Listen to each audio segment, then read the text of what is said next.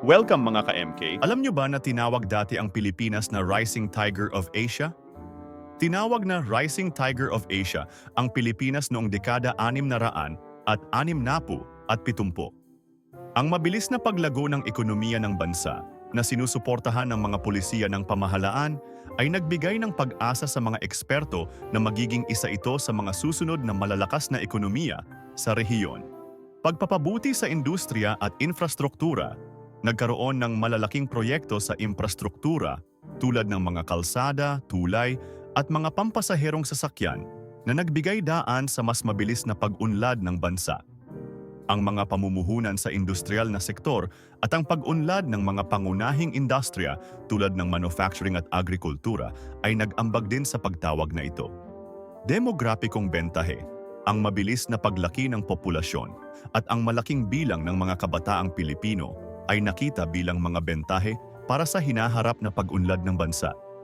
Ang kabataan ay inaasahang magiging malaking bahagi ng workforce na magtutulak sa ekonomikong pag-usbong. Politikal na katatagan. Sa mga taon na iyon, ang Pilipinas ay mayroong relative na politikal na katatagan kumpara sa iba pang bansa sa rehiyon na nagbigay ng kumpiyansa sa mga mamumuhunan at mga negosyo. Pag-akit sa pamumuhunan. Ang mga reforma at mga polisiya ng pamahalaan na naglalayong ipromote ang pamumuhunan at negosyo ay nagdulot ng interes mula sa mga dayuhang mamumuhunan na nagpalakas ng ekonomiya. Ngunit, sa paglipas ng panahon, ang bansa ay nakaranas ng iba't ibang mga pagsubok at problema tulad ng korupsyon, pamamahala ng ekonomiya at mga natural na kalamidad na nagdulot ng pagkaantala sa pag-abot ng mga inaasahang layunin.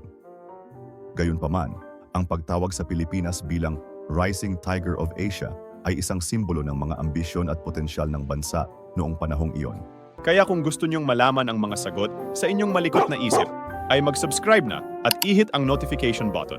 Feel free to comment kung anong mga nasa isip nyo at bibigyan natin ng kasagutan.